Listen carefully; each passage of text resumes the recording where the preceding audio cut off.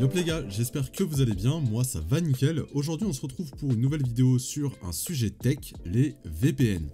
Alors les VPN, tout le monde connaît, c'est répandu de plus en plus, mais beaucoup ne savent pas comment ça fonctionne. Alors c'est tout à fait normal puisque c'est assez technique, mais on va tenter de l'expliquer simplement dans cette vidéo. Alors je fais un disclaimer avant toute chose, c'est que je suis loin d'être un expert, mais je m'intéresse suffisamment à la cybersécurité pour essayer d'expliquer de manière simple comment fonctionne un VPN. Pour avoir l'explication la plus claire et la plus facile à comprendre, cette vidéo va s'articuler en 3 étapes. Première étape, comment fonctionne l'accès à un site web grâce à Internet. Deuxième étape, comment fonctionne le VPN. Troisième étape, pourquoi utiliser un VPN.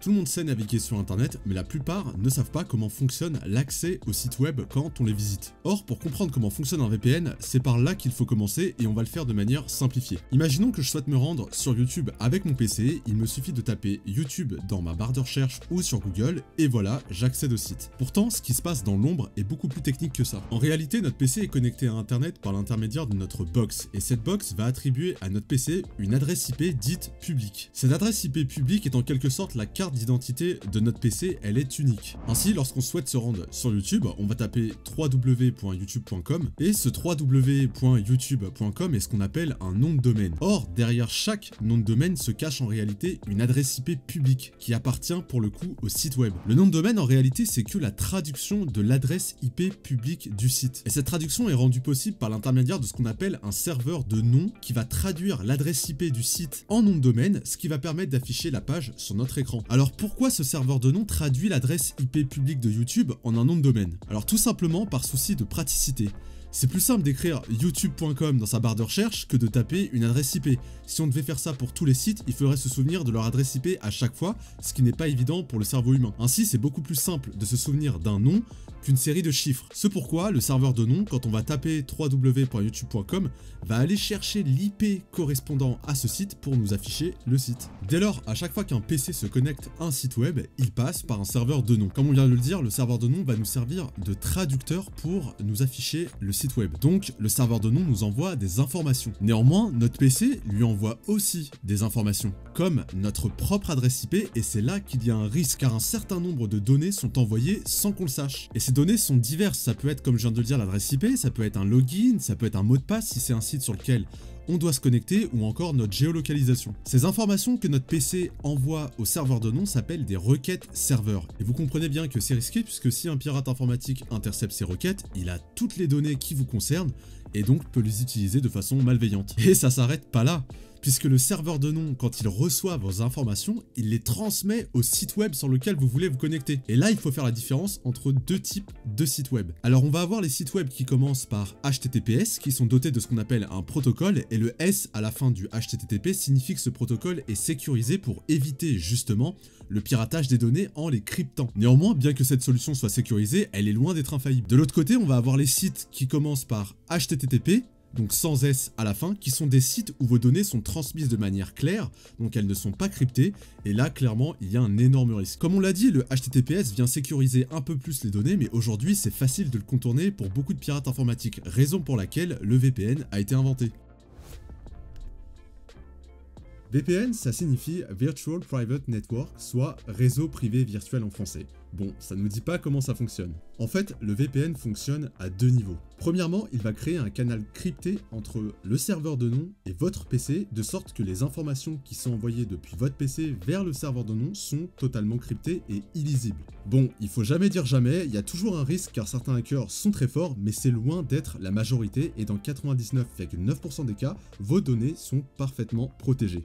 Deuxièmement, concernant le serveur de nom, c'est le serveur de nom du VPN qui va être utilisé. Ainsi, quand vous utilisez votre VPN et que vous choisissez le pays dans lequel vous voulez être géolocalisé, en réalité, c'est la localisation du serveur de nom que vous choisissez. Dès lors, si vous choisissez un serveur de nom chinois, vous aurez une adresse IP chinoise. Si vous choisissez un serveur de nom américain, vous aurez une adresse IP américaine et ainsi de suite. Néanmoins, le VPN n'est pas une solution miracle.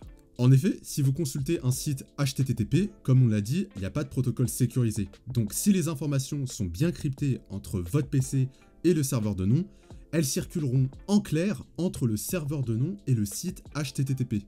Donc un VPN, ça sert à rien si vous allez sur des sites en HTTP. Mais bon, Il n'y a pas vraiment de risque puisque aujourd'hui 99,9% des sites sont en HTTPS, donc normalement il n'y a pas de souci. Mais bon, il vaut mieux le savoir.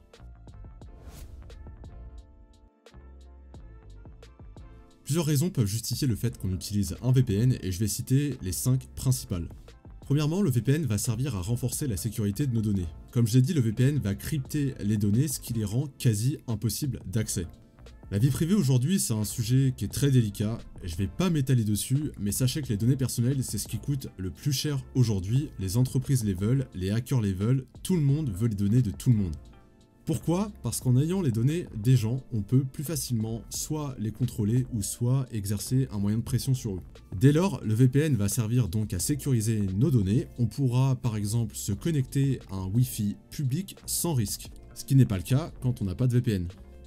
Deuxièmement, le VPN va permettre de garantir notre anonymat vis-à-vis de notre fournisseur d'accès Internet.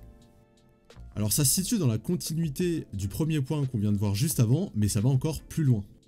Grâce au VPN, votre fournisseur d'accès Internet n'a aucune visibilité sur les sites que vous consultez. Effectivement, l'anonymat intégral peut avoir des effets pervers sur Internet, mais personnellement, je suis quelqu'un qui accorde beaucoup d'importance à la protection de la vie privée, donc j'estime que les bénéfices sont supérieurs aux inconvénients. Troisièmement, le VPN va être utile pour contourner la censure. Les VPN sont notamment très utilisés par les journalistes ou les habitants dont les pays ont recours à la censure pour des raisons politiques, comme par exemple en Europe de l'Est ou en Chine. Certains sites sont censurés pour des motifs tout à fait légitimes. Je sais qu'en France, certains sites ont été bannis et ça peut se comprendre, parce que ces sites incitaient à la haine raciale notamment, mais parfois certains sites sont censurés pour des motifs qui sont totalement politiques. Donc le site ne comporte en soi pas vraiment de risque, mais c'est simplement le choix des pouvoirs politiques. On peut citer ici l'exemple de la Chine qui bloque massivement les sites des États-Unis. Et donc à cet égard, un VPN peut être vraiment utile. Quatrièmement,